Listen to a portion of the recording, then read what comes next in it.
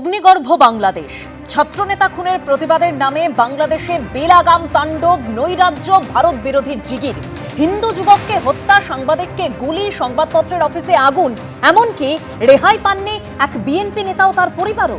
প্রতিবাদ কি শুধুই লোক দেখানো, নাকি লক্ষ্য শুধু ভারত বিরোধিতা?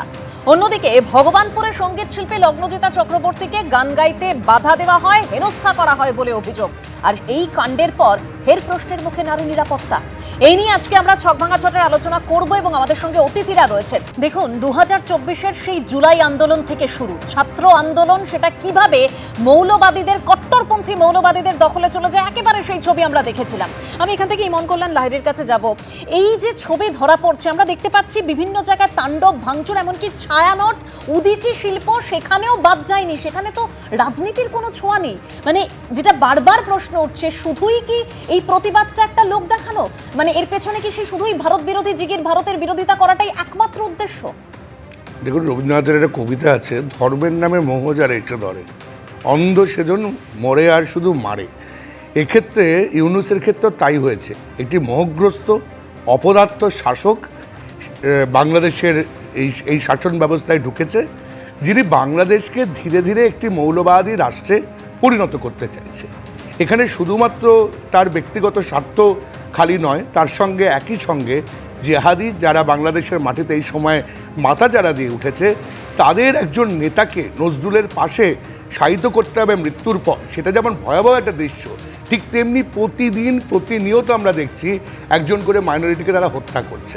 আমার মনে হয় এই অপদার্থ ইউনূস, যার কোনো রকম সাংবিধানিক অধিকার নেই বাংলাদেশের মাটিতে এই মুহূর্তে থাকা, কারণ বাংলাদেশের কোনো সংবিধান নতুনভাবে রচিত হয়নি এবং পুরনো সংবিধানে কোনো জায়গায় নেই যে একটি ইন্টারিম গভর্নমেন্ট থাকবে। তিনি বিদেশি শক্তির হাত ধরে ভারত বিরোধিতা শুধু নয়, বাংলাদেশকে একটি ইসলামিক স্টেট, এবং ইসলামিক স্টেট কিন্তু এখন অনেক আছে, যেমন মালয়েশিয়া, ইন্দোনেশিয়া, সৌদি আরবিয়া, যারা অনেক উন্নত, সেরকম নয়, একটি বদ্ধ একটি রাষ্ট্র ব্যবস্থায় পরিণত করতে চাইছে, যেখানে কোনো মাইনরিটি ভয়েস থাকবে না, গণতন্ত্রের কোনো আভাস থাকবে না, কোনো কথা হবে না, সঙ্গীত হবে না। কিন্তু ওরা ভুলেই যাচ্ছে যে আজান সেটাও কিন্তু একটি সঙ্গীতের অংশ, সেটাও একটা সুর। সেটা ভুলে গিয়ে আজকে তারা অস্ত্র ধ্বংস করছে, আজকে ইসলামের নামে তারা মাইনরিটিদের মারছে, এবং অপদার্থ কাঙাল ইউনূস বিদেশি শক্তির হাত ধরে ভারত বিরোধিতা করছে। একদম। আমি এখান থেকে একটু রবীন্দ্রনাথ বাবুর কাছে যাব। রবীন্দ্রনাথ বাবু, পরিস্থিতি দেখুন কোন জায়গায় গেছে। একজন বিএনপি নেতা, তার পরিবারকে পর্যন্ত ছাড়া হচ্ছে না, একেবারে তার দরজার বাইরে তালা লাগিয়ে আগুন ধরিয়ে দেওয়া হচ্ছে। মানে এখানে তো একটা প্রশ্ন যে একজন ছোট্ট শিশু মারা গেছে, 7 বছরের মেয়ে, ওই বিএনপি নেতার, বেলাল আহমেদের বিএনপি নেতার তার মেয়ে মারা গেছে। তো সেখানে তো ইউনূস সরকার নিরপেক্ষ কিনা সেটা নিয়ে একটা প্রশ্ন উঠছে, কারণ তিনি সতর্ক বার্তা দিচ্ছে, কিন্তু এত কিছু তার দেশে ঘটে যাচ্ছে, সেই আটকানোর জায়গাটুকু নেই তার ক্ষেত্রে। ইউনূস সরকার তো নিরপেক্ষ হতেই পারবে না, কারণ বৃহৎ শক্তিরা তাকে বসিয়েছে। এবং এখানে পাকিস্তানের আইএসআই, পাকিস্তানের সঙ্গে তার যেভাবে ক্রমশ আদান প্রদান বেড়েছে, ঘনিষ্ঠতা বেড়েছে, এবং পাকিস্তানের মৌলবাদ যেভাবে রপ্তানি হয়েছে বাংলাদেশে, তাতে খুব স্বাভাবিকভাবে এই ধরনের ঘটনাগুলো গড়ে উঠবে। দেখুন, বাংলাদেশ হচ্ছে আমাদের, মানে ভারত হচ্ছে বা পশ্চিমবঙ্গ হচ্ছে বাংলাদেশের ইমিডিয়েট সংযোজন। তাদের ওখানে যা কিছু ঘটে, আমাদের এতবার করে আলোচনা করতে হচ্ছে, তার কারণ ওখানে যা কিছু ঘটবে তার ডেমোগ্রাফিক, তার পলিটিক্যাল, তার কালচারাল ফল আউট আমাদের এখানে ঘটবে, এবং এমনকি কমিউনাল ফল আউটও ঘটে।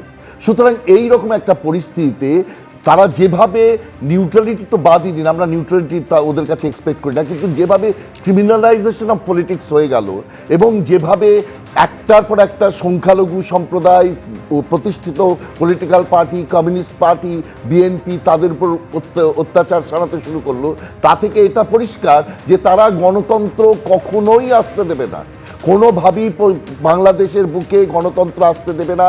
এটা এই যে এলিমেন্টসগুলো, তারা উপাদানগুলো আছে, তারা সে ব্যাপারে সচেতন, এবং সে ব্যাপারে যাতে তারা এগুলো আসতে না পারে সেটার জন্য এটা করছে। এবং ইউনূস দায়িত্ব নিয়ে এই গণতন্ত্র যাতে আসতে না পারে তার ব্যবস্থা প্রতিষ্ঠা করছেন। এখন ব্যাপারটা হচ্ছে, গণতন্ত্র না আসলে কি হবে?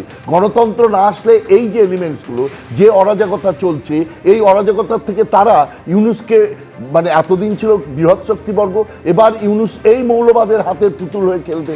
আর দ্বিতীয়ত আর একটা হতে পারে যে যেটা সংসদ ভবন অ্যাটাক করতে গেলে রক্ষা করবার জন্য সৈন্য ছুটে এলো, সুতরাং সেনাবাহিনীর হাতে চলে যেতে পারে, যেটার কথা আমাদের সেনা ওই সমীর মিত্র বললেন, বিএসএফ এর অধিনায়ক ছিলেন, তিনি বললেন। সুতরাং এটা জায়গায় যেতে পারে। এখন কোন দিকে যাবে এইটা আমরা বুঝতে পারছি না, কিন্তু এই অরাজকতা যে জায়গাটায় নিয়ে যাচ্ছে তাতে হয় সেনাবাহিনীর প্রত্যাগমন, অথবা এই মানে যদি মিনিমাম কিছু সুস্থতা আশা করা যায় তাহলে সেনাবাহিনীর হাতে দায়িত্ব নিতে হবে, অথবা একদম মানে আপনি বলছেন যে সেনাবাহিনীর হাতে আবার দায়িত্ব চলে যাবে, এরকম পরিস্থিতি আমাদের অবশ্যই নজর থাকবে। কিন্তু দেখুন, এই যে বাংলাদেশের অশান্ত পরিস্থিতি, এ নিয়ে উদ্বেগ প্রকাশ করেছেন মোহন ভাগবত। হিন্দুরা বাংলাদেশে সংখ্যালঘু, পরিস্থিতি অত্যন্ত সংকটজনক। বাংলাদেশে হিন্দুদের ঐক্যবদ্ধ থাকা উচিত, সারা বিশ্বের মানুষের বাংলাদেশি হিন্দুদের সাহায্য করা উচিত, আমাদের যতটা সম্ভব সাহায্য করা উচিত এবং আমরা সেটা করছি মন্তব্য করেছেন আরএসএস প্রধান। ভারত সরকারেরও বিষয়টি নিয়ে ভাবনা চিন্তা করা উচিত বলে মন্তব্য তার। শুনুন। वहाँ माइनॉरिटी है एकदम, वहाँ जरा कठिन है फिर भी जो मैक्सिमम बचाव हो सकता है उसके लिए वहां के हिंदू को इकट्ठा रहना पड़ेगा और दुनिया भर के हिंदुओं को अपनी मर्यादा में रहकर उनकी कितनी मदद कर सकते हैं, जो और जितनी कर सकते हैं उतनी सब करनी पड़ेगी, हमको भी करनी पड़ेगी और हम तो वो कर रहे हैं।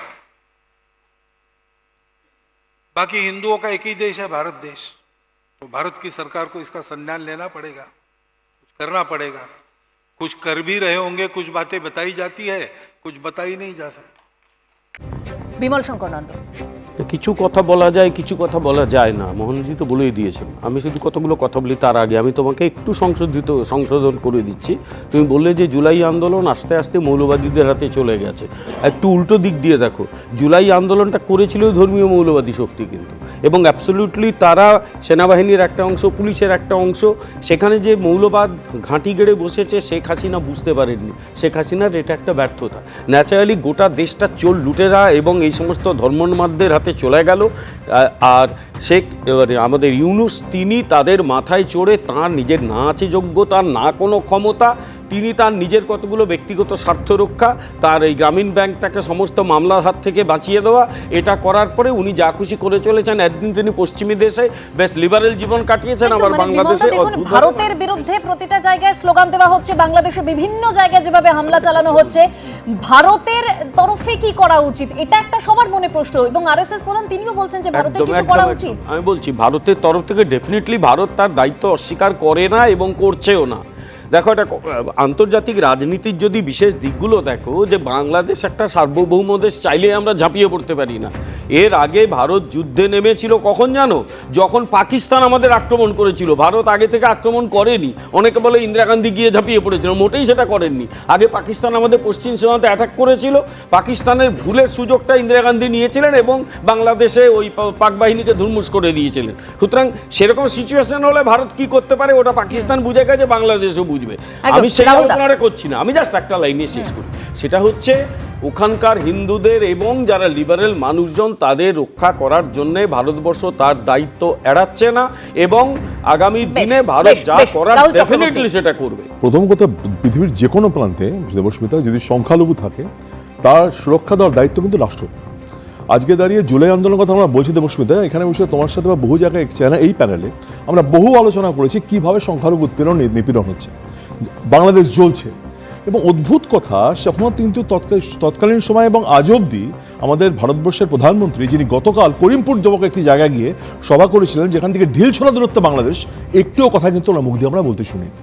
আজকে দাঁড়িয়ে সেখানে ভারতবর্ষের ভূমিকাটা কি, কোন সদর্থক ভূমিকা নিচ্ছেন, কেন যেখানে দাঁড়িয়ে ডেপুটি হাই কমিশনের সামনে ওখানে জমায়েত হচ্ছে, ভারতবর্ষে দাঁড়িয়ে বাংলাদেশ হাই কমিশন কেন ডেকে পাঠানো হচ্ছে না, কেন বিক্রম মিস্ত্রি ওখানে ঢাকায় গিয়ে দেখা করতে গেছিলেন, কোন ভয়, কার কাছে মাথা নত করে, তার উত্তর আমাদের কাছে নেই।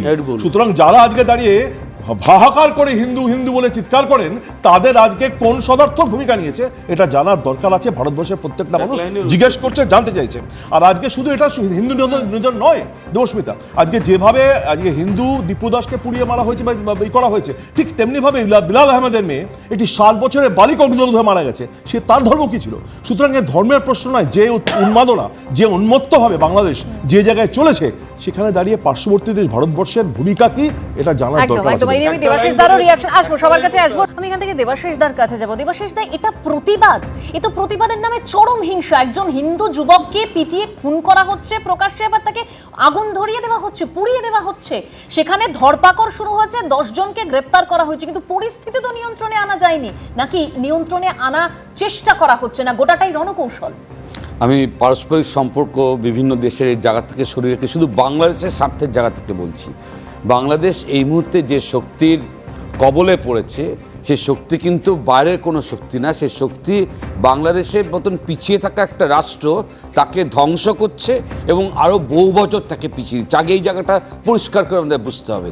যে শক্তি ওখানে রাজনীতির চেহারায় রাজনীতি করছে একেবারে মৌলবাদী অবস্থান থেকে, সে কিন্তু সবথেকে বড় ক্ষতি করছে বাংলাদেশে। এত কিছু কেন হচ্ছে, এত প্রতিবাদ কেন হচ্ছে? শেষমেশ যদি সেই দেশের স্বার্থটা রক্ষা না পায়, অর্থনীতির জায়গা থেকে যে পরিমাণ ধ্বংসলীলা বাংলাদেশে চলছে, গত কয়েক দশক ধরে বাংলাদেশ যে জায়গায় গিয়ে পৌঁছেছিল, গত কয়েক মাস বাংলাদেশকে সেই কয়েক দশকের থেকে আরও পিছিয়ে দিয়েছে। তার অর্থনৈতিক জায়গা থেকে, তার সাংস্কৃতিক জায়গা থেকে, আর রাজনীতির জায়গায় যে কথাগুলো বারবার আসছে, এটা নিশ্চিতভাবে আমরা একদম পাশে লাগোয়া দেশ। এখানে দাঁড়িয়ে চুলচেরা বিশ্লেষণ করে এমন কোনো স্পর্শকাতর কথা এই পরিস্থিতিতে আমরা বলবো না, এটা আমরা নিশ্চিতভাবে বুঝি। কিন্তু এটা পরিষ্কারভাবে বোঝা যাচ্ছে একটা আন্তর্জাতিক চক্র এখানে কাজ করছে এবং তারা সবসময়ের জন্য অ্যাক্টিভ থাকে। একদম, দেবাশিস দা বলছেন আন্তর্জাতিক চক্র কাজ করছে, কিন্তু সত্যি আমরা জানি না ওপারের আগুন কবে শান্ত হবে, কবে নিভবে। কিন্তু ওপারের ওই আগুন যেভাবে জ্বলছে তা নিয়ে এপারের রাজনীতিও একেবারে তুঙ্গে পৌঁছেছে। রাজ্যে ফের নারী নিরাপত্তা প্রশ্নের মুখে কেন? পূর্ব মেদিনীপুরের ভগবানপুরে সঙ্গীত শিল্পী লগ্নজিতা চক্রবর্তীকে হেনস্থার অভিযোগ উঠল স্কুল মালিকের বিরুদ্ধে। সেই স্কুল মালিককে গ্রেপ্তার করেছে পুলিশ, কিন্তু প্রশ্ন হচ্ছে কেন ঘটবে এরকম ঘটনা? কি বলছেন শিল্পী শুনুন প্রথমে, দেখুন প্রতিবেদন, তারপর আলোচনায় আসছে। উনি চিৎকার করে বলেন, অনেক জাগমা হয়েছে, এবার একটু সেকুলার গা। বেসরকারি স্কুলের অনুষ্ঠানে গান গাইতে গিয়েছিলেন শিল্পী লগ্নজিতা চক্রবর্তী, আর সেখানেই হেনস্থার মুখে পড়তে হলো শিল্পীকে। মারাত্মক এই অভিযোগ উঠল পূর্ব মেদিনীপুরের ভগবানপুরে। শনিবার সেখানকার সাউথ পয়েন্ট পাবলিক স্কুলের বার্ষিক অনুষ্ঠানে গান গাইছিলেন শিল্পী লগ্নজিতা চক্রবর্তী।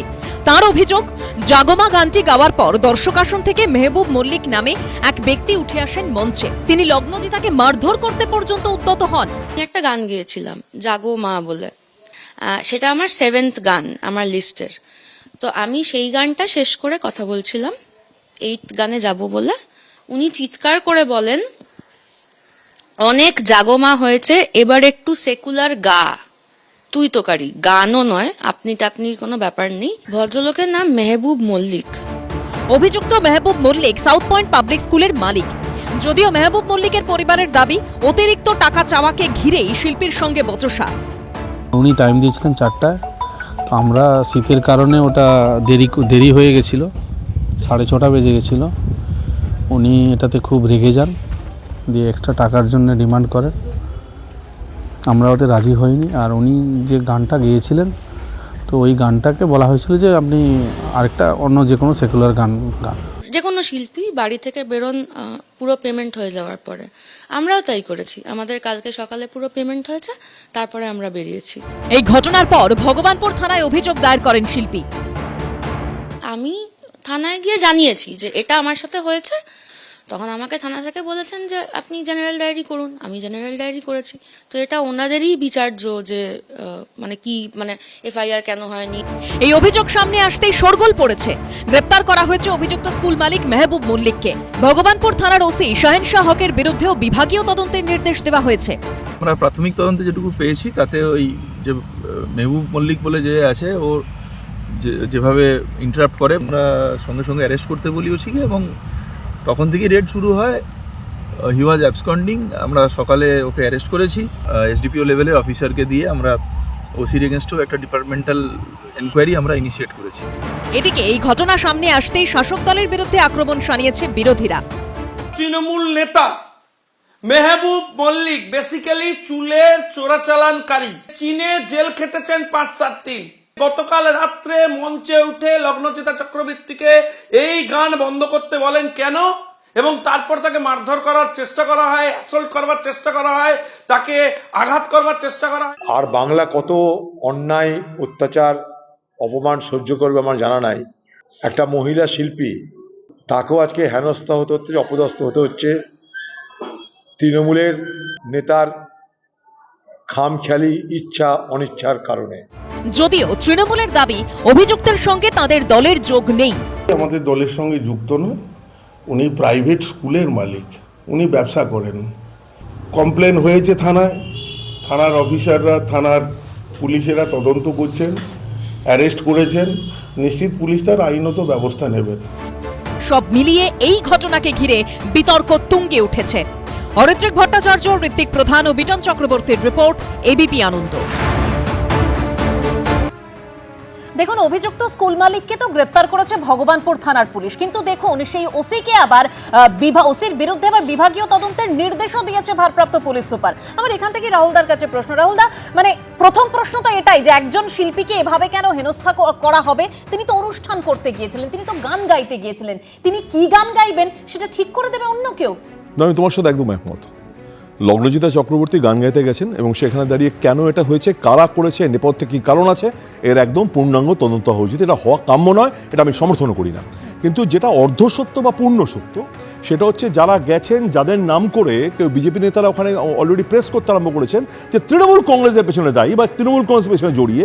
যে মেহবুব মল্লিকের কথা তুমি বলছো, সে একটি প্রাইভেট স্কুলের মালিক এবং এই প্রাইভেট স্কুলের দ্বারাই ওই প্রোগ্রামটি অর্গানাইজ করা হয়েছে এবং সেখানে দাঁড়িয়ে কোনো ব্যক্তিগত জায়গায় দাঁড়িয়ে ব্যক্তিগত প্রোগ্রাম অর্গানাইজ করা হয়েছে এবং প্রাইভেট স্কুলের মালিক সেটা করেছে, তার সাথে তৃণমূল কংগ্রেসের কী সম্পর্ক থাকতে পারে? আজকে দাঁড়িয়ে অনেক ঘটনাপঞ্জি পশ্চিমবঙ্গে হতে পারে, কিন্তু সব কিছু তৃণমূল কংগ্রেসকে যোগ করে দেওয়া হয়, এটাই নোংরা পলিটিক্স। এই পলিটিক্সটাই মিথ্যে পলিটিক্স, এটাই সাজানো। এবং এর সাথে আমি বলছি লগ্নজিত যে ঘটনাগুলো কোনো সম্পর্ক নেই। আমরা চাই পূর্ণ তদন্ত হোক, আমরা চাই দোষী সাজা পাক, এবং সবচেয়ে বড় কথা প্রশাসন ব্যবস্থা নিয়েছে যে ওসি ছিল তার বিরুদ্ধে বিভাগীয় তদন্ত হচ্ছে। একদম, এই তাহলে একটা কোথাও গাফিলতি ছিল, তার মানে এই নয়, মানে তা না হলে তো প্রশাসন যে এই যে বলছেন ব্যবস্থা নিয়েছে ওসির বিরুদ্ধে বিভাগীয় তদন্তের নির্দেশ, মানে সেটা কেন? একটা গাফিলতি তো ছিল, তো নিশ্চয়ই কারণ ছিল। যদি প্রশাসন কারণ বুঝে থাকে, প্রশাসন সেখানে দাঁড়িয়ে কোনো রং দল এসব কিচ্ছু দেখবে না, কিন্তু সেটাই পশ্চিমবঙ্গ সরকারের কাম্য, এটাই আমি চাই।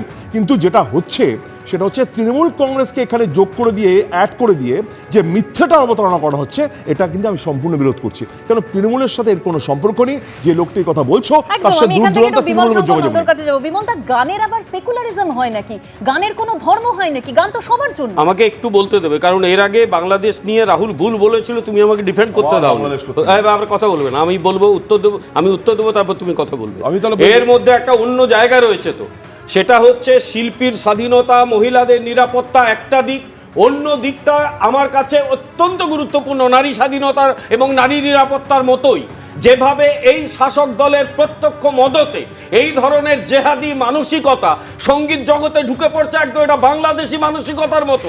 বাংলাদেশে ভাঙা হচ্ছে ছায়ানট এই মানসিকতা দিয়েই। এখানে একজন মহিলাকে উঠে বলা হচ্ছে যে জাগমা গান গাইবে না, সেকুলার গান গাও, এটা জেহাদি মানসিকতা। এবং ওই লোকটা তৃণমূল করে, আমি বলছি দায়িত্ব নিয়ে বলছি।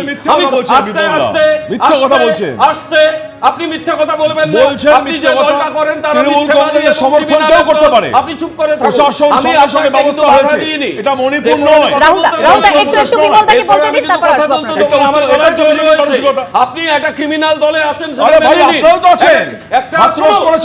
ব্যক্তিগত আক্রমণ নয়, আমরা ঘটনা নিয়ে। রাহুলদা একটু বলতে দিন, রাহুলদা একটু বলতে দিন বিমলদাকে। আপনি মুর্শিদাবাদে হিন্দুদের বাঁচাতে পারবেন না। রাহুলদা প্লিজ, আপনাকে থামালাম। রাহুলদা থামালাম। যেখানে মুর্শিদাবাদে হিন্দুরা আরে যেদিন ক্ষমতা থেকে যাবে ঘর থেকে বেরোতে পারবেন না, তো যে পাপগুলো করছেন সেই পাপগুলো করছেন। আরে বড় দল এটা অসভ্য, সেই দলের প্রতিনিধিত্ব করতে এসেছেন আপনি, এবং তাহলে মিথ্যা কথা বলছেন। দুজনকেই থামালাম, বিমলদা রাহুলদা দুজনকেই থামালাম। দেখুন, যে ঘটনা ঘটেছে, যে অভিযোগ সামনে আসছে, যে অপর শিল্পী, মানে তা নিয়ে নিন্দার সত্যি কোনো ভাষা নেই, কিন্তু অপর শিল্পী বাদশা মৈত্র তিনি কি বলেছেন এই ঘটনা প্রসঙ্গে শোনাবো আপনাদের, তারপর আসছে আলোচনায়, শুনুন। নজরুল ইসলাম যে গানগুলো লিখেছিলেন যে অপূর্ব সব শ্যামাসঙ্গীত লিখেছেন, তাহলে সেই গানগুলো কি সবার শোনা উচিত নয়, জাতি ধর্ম নির্বিশেষে? বা আমাদের ক্লাসিক্যাল সিঙ্গাররা বড় গোলাম আলী খান সাহেব, রশিদ খান যেসব গান গাইতেন রাধাকৃষ্ণকে নিয়ে, অপূর্ব সব গান, সেগুলি কি সবার শোনার কথা নয়?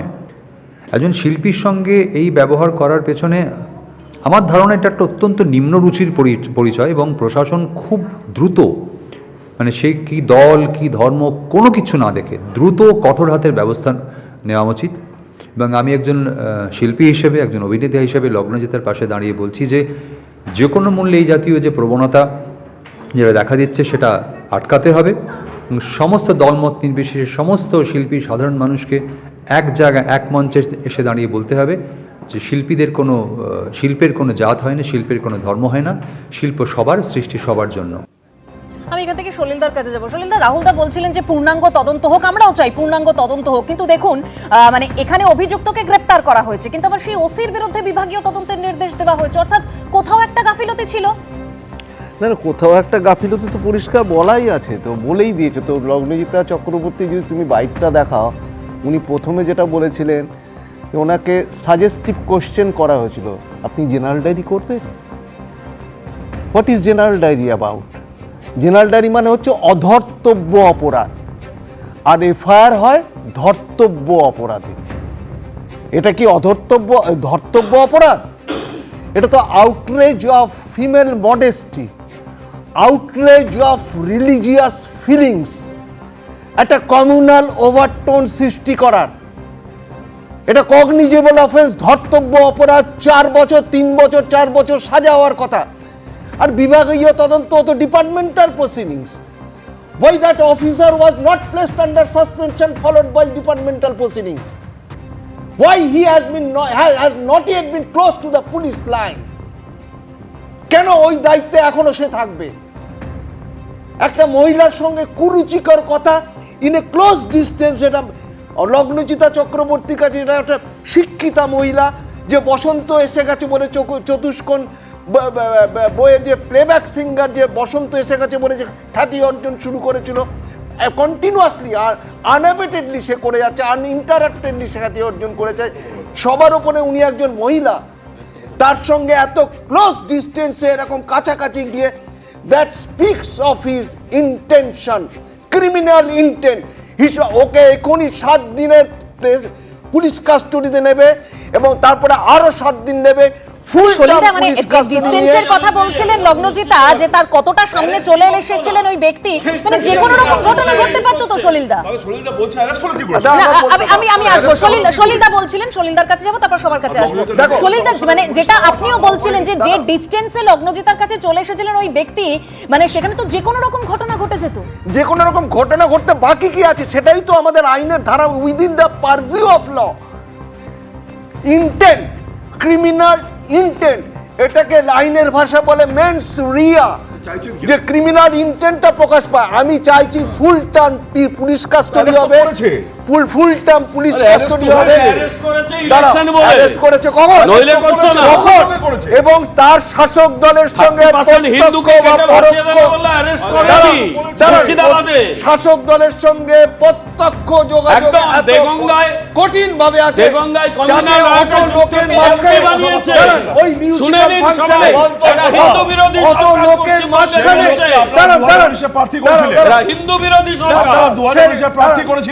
সেই অত লোকের মাঝখানে তার এত দুঃসাহস হলো, ওই রকম একজন সঙ্গীত গায়িকা।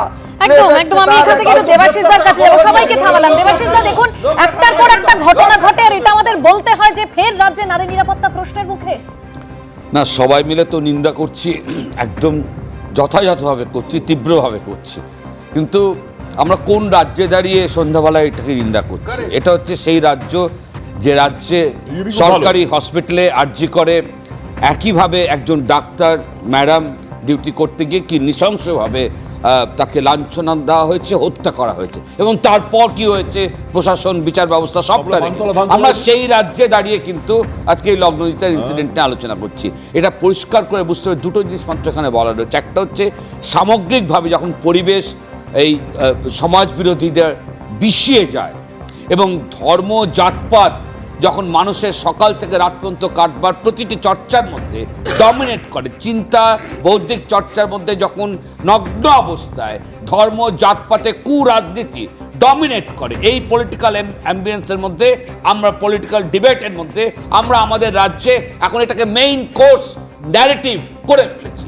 সেখানে দাঁড়িয়ে যে পলিটিক্যাল ডমিনেশন কাজ করছে সেখান থেকে এই ধরনের ঘটনাগুলো ঘটছে। ফলে এটাকে যদি বন্ধ করতে হয়, এখানে সহলদা বলছেন, আমি বলছি প্রশাসন ব্যর্থ সফল না, এটাকে বন্ধ করতে গেলে, এটাকে পাল্টাতে গেলে রাজ্যের সমস্ত শুভবুদ্ধি সম্পন্ন মানুষকে শিকড় থেকে উৎপাত করতে হবে। কাকে করতে হবে আমি দল বলছি না, এই রাজনৈতিক পরিস্থিতি 11 পরবর্তী অবস্থায় যারা তৈরি করেছে, যে গণতান্ত্রিক পদ্ধতিতে এই ব্যবস্থা তৈরি হয়েছে, সেই গণতান্ত্রিক পদ্ধতিতে কিন্তু মানুষ এই ব্যবস্থা পাল্টাবে এবং এটা না পর্যন্ত এই ঘটনা বারবার ছিল। ধানতলা কি ছিল? আরে ধানতলা ছিল 34 বছরের একটা দিন ধরে, এটা এখন একটা ডেইলি ইনসিডেন্টের মধ্যে চলে গেছে। প্রতিদিন একটা ইনসিডেন্টের জায়গায় পরবর্তী আপনারা বলছেন নারী সুরক্ষার কথা, 34টা বছর ধরে নারী নির্যাতনের পদ্ধতি তৈরি করছিলেন, আপনারা বড় বড় কথা বলছেন না? মানে রাহুলদার কাছে গেলে সেই ধানতলা বানতলার প্রসঙ্গ আসে, সেই বামামলের প্রসঙ্গ আসে, কিন্তু সেই বামামলের প্রসঙ্গ বা বামামলের পরিবর্তনের জন্যই তো তৃণমূলকে এনেছিল সাধারণ মানুষ বিপুল ভোটে জিতিয়ে। তারপরেও তো পরিস্থিতির বদল কি হলো? সাধারণ মানুষের এই প্রশ্নটা না থেকেই যায়। দেখুন, লগ্নজিতা চক্রবর্তী, তার সঙ্গে যে ঘটনা ঘটেছে, তিনি যে অভিযোগ করছেন তা নিয়ে অভিনেতা সৌরভ চক্রবর্তী কি বলছেন শোনাবো। 100% চিন্তার বিষয়, কে কি গাইবে, কে কি ভাববে, কে কি বলবে, কে কিভাবে কথা বলবে, এই সব কিছুর ওপর যদি এক এক করে ফতোয়া জারি হতে থাকে বা বিভিন্ন নির্দেশ জারি হতে থাকে, তাহলে সেটা খুব ভয়ঙ্কর। আমরা তো এরকম সমাজ ব্যবস্থা থেকে বেরোতেই চেয়েছিলাম যে কোনো ফতোয়া থাকবে না। মানুষের মধ্যে থেকে টলারেন্স লেভেল কমছে, দিনকে দিন কমছে। এটা বাড়তে থাকলে আরও ভয়ের দিকে যাবে। কিন্তু একজন শিল্পী, তিনি কি গান গাইবেন, তিনি কি গান নির্বাচন করবেন, সেটা তো তার স্বাধীনতা। মানে একজন হাস্যকৌতুক অভিনেতা, তিনি কি, বা স্ট্যান্ড আপ কমেডিয়ান, তিনি কি সাবজেক্ট নিয়ে বলবেন, সেটা তার ডিসাইড করার বিষয়। অন্য কেউ যদি বলে দেয় আমি কি বলবো না, বা এটা তো আমার বলা উচিত হবে না, তো এই ধরনের খাপ পঞ্চায়েত যত দূরে যাক বা যত কম হবে ততই ভালো, ততই মঙ্গল আমাদের জন্য। আমি রবীন্দ্রনাথ বাবুর কাছে যাব। রবীন্দ্রনাথ বাবু, আমরা দেখেছি প্রতিটা ক্ষেত্রে মানে একজন মানুষ কি খাবে না খাবে সেটা নিয়ে পর্যন্ত তৃণমূল কংগ্রেস কেন্দ্রীয় সরকারকে আক্রমণ করে, যে কেন্দ্রীয় সরকার কি বা কেন্দ্রের প্রতিনিধিরা কি ঠিক করে দেবেন একজন মানুষ কি করবে বা কি খাবে কি না খাবে, এই প্রশ্ন তোলা হয়। আবার এখানে দেখুন, যখন এই যে মেহবুব মল্লিককে গ্রেপ্তার করা হলো, তার ভাইও আবার ওই প্রসঙ্গই তুলছেন যে একটা সেকুলার গান গাইতে বলা হয়েছে, মানে শিল্পীকে যে হেনস্থা করা হচ্ছে তার শিল্পী সত্তায় তো আঘাত দেওয়া হচ্ছে। একদমই, মানে পশ্চিমবঙ্গে এই 11 থেকে 14 বছরে 25 সাল পর্যন্ত সংস্কৃতির অপরাধকরণ এবং সংস্কৃতির সাম্প্রদায়িকরণ সম্পূর্ণ হয়েছে। বস্তুত যেভাবে একটা সাম্প্রদায়িকরণ করা হয়েছে, একটা সংখ্যালঘু তোষণ করে যেভাবে এই সরকার নিজেকে ক্ষমতায় টিকিয়ে রাখতে চেয়েছে, উন্নয়নের বাতাবরণ লোকের চোখের সামনে ধোঁকা দিয়ে বাদবাকি গোটা ব্যাপারটা সংখ্যালঘু তোষণ করে যেভাবে ক্ষমতায় থাকতে চেয়েছে, তার ফলে যেটা হয়েছে, সমস্ত তৃণমূলের সংখ্যালঘু সম্প্রদায়ের বিশেষ করে নেতারা বুঝে গেছেন সে হরগোবিন্দ দাসকে মারলে বা চন্দন দাসকে মারলে তাদের কিছু হবে না। তারা যদি এখানে বসে লগ্নজিতা চক্রবর্তীর মতো একজন নামী শিল্পী, তাকেও যদি অ্যাটাক করে, ওখানে দাঁড়িয়েও অ্যাটাক করে, একটা কোনো ওইখানে ছিল না, ওখানকার মানুষেরা ছিল না, ওখানে গিয়ে ওইখানে উচিত ছিল ওই যারা দর্শক শ্রোতা ছিল চিৎকার করে ওকে ধরে নিয়ে আসা, মেহবুবলকে ধরে নিয়ে আসা। তারা ওখানে টিকিট কেটে বা যেভাবেই হোক তারা ওখানে দেখতে গেছিল, শুনতে গেছিল লগ্নজিতা চক্রবর্তীর প্রোগ্রাম। তারা কি করছিল? তাদের দায়িত্ব ছিল লগ্নজিতা চক্রবর্তীকে বাঁচানোর এবং টেনে নামানোর মেহবুব হলকে, যে তোমার এই সাহস কি করে হয় একজন শিল্পীকে সেকুলার গান, কে সেকুলার, কে মেহবুবুল হক ডিসাইড করবে যে কে কোন গানটা সেকুলার? আসলে এইটা করতে করতে এমন জায়গায় চলে গেছে যে এরা বাদ মানার জায়গায় নেই, এখন শুধু ডিফেন্সিভ। বিজেপিও ডিফেন্সিভ জায়গায়, সিভিল সোসাইটি ও ডিফেন্সিভ জায়গায় আমরা এই ধরনের ঘটনা ঘটলে একদম কেউ বাদ মানার জায়গায় নেই, যেটা রঘুনাথ বাবু বলছেন, মানে কোথাও গিয়ে না যে অপরাধীদের মধ্যে থেকে সেই ভয়টা চলে গেছে, তাই তারা এতটা সাহস পেয়ে যায়। কিন্তু এর জন্য দায়ী কে, এই প্রশ্নটা থেকে যায়। সঙ্গীত শিল্পী লগ্নজিতা চক্রবর্তীকে হেনস্থার অভিযোগ আর এই ঘটনায় কি বলছেন কুণাল ঘোষ, শুনুন। আমরা এই ঘটনার তীব্র নিন্দা করছি। কোনো অবস্থাতেই এই ঘটনা কাম্য ছিল না, কিন্তু এটা একটা বিক্ষিপ্ত বিচ্ছিন্ন ঘটনা। পুলিশ ব্যবস্থা নিয়েছে। লগ্নজিতা চক্রবর্তীর পূর্ণ অধিকার আছে যে গানটি তিনি গেয়েছিলেন সেটি গাইবার, এবং নিশ্চিতভাবে তার আগামী শোগুলিতেও নিশ্চিন্তে তিনি সেই গানটি একবার নয় বারবার গাইতে পারেন। কোনো শিল্পীকে কোনো নির্দিষ্ট দৃষ্টিভঙ্গি থেকে কোনো গান গাইবার সময় বাধা দেয়া বা এই ধরনের কোনো পরিস্থিতি তৈরি করা কোনো অবস্থায় কাম্য নয়, কিন্তু এটি সম্পূর্ণ একটি বিচ্ছিন্ন ব্যক্তিকেন্দ্রিক ঘটনা। আমাদের এখানে এই ধরনের ঘটনা ঘটে না। একদম সলিলদা, আপনি শুনলেন, মানে কুণালদা তিনি বলছেন, কুণাল ঘোষ, যে নিশ্চিন্তে থাকতে পারেন লগ্নজিতা চক্রবর্তী, পরবর্তীতে তিনি এই গান আবারও গাইতে পারেন। সেটাই তো স্বাভাবিক, বলতে হবে কেন তৃণমূলের মুখপাত্রকে? সবই তো বিচ্ছিন্ন আর বিক্ষিপ্ত আর সোল ইনসিডেন্ট হয়, সুতরাং সে করতেই পারে। আমার কথা সেটা নয়, আমার একটাই বক্তব্য, দেখো বেসরকারি স্কুলের মালিক অত্যন্ত বিত্তশালী এবং শাসক দলের সঙ্গে নিবিড় সম্পর্ক না থাকলে এত দুঃসাহস, ওই রকম স্ট্যাচারের এক গায়িকা তার সামনে একদম ক্লোজ প্রক্সিমিটিতে গিয়ে the criminal intent is focused, already focused, এবং তার সত্ত্বেও মানে লোকাল পুলিশ কিছুতেই কেস করতে চাইলো না এবং সাজেস্টিভ কোশ্চেন করলো আপনি জেনারেল ডায়েরি করবেন। ইনি কি বোঝেন জেনারেল ডায়েরি কি, এফআইআর কি, কগনিজেবল কি?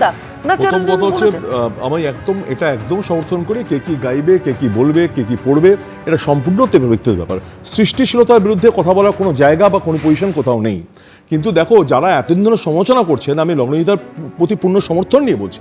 এবং যেটা কুণাল ঘোষ বললেন, আজকে দাঁড়িয়ে ভারতবর্ষের বিভিন্ন জায়গায় যখন বিভিন্ন ঘটনা ঘটে, সে সাংবাদিক গৌরী লঙ্কেশ হোক, কিন্তু রাহুল এটাই মানে দুর্ভাগ্যজনক যে বলতে হচ্ছে কেন তৃণমূলের মুখপাত্রকে। বিমলদা কাজকর্ম করে যায়, তার উত্তর থাকে পাবলিকে 2026 এ উত্তর দেবে।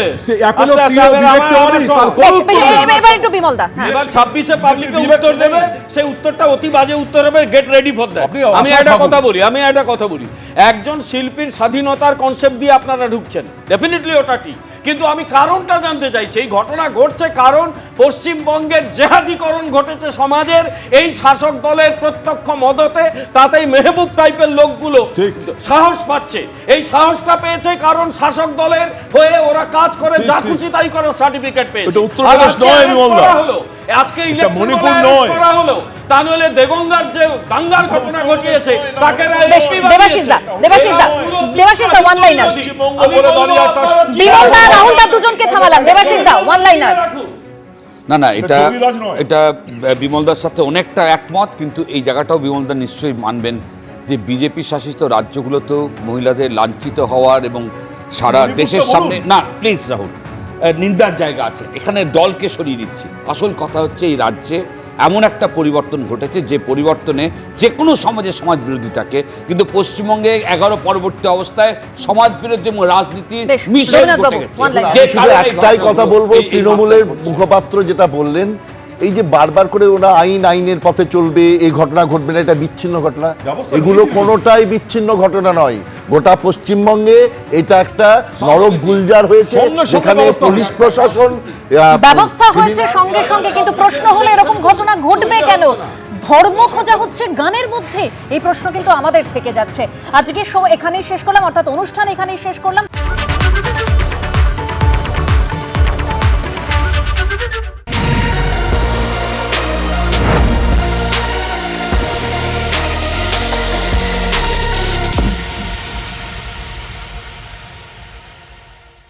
এবিপি আনন্দ, এগিয়ে থাকে, এগিয়ে রাখে।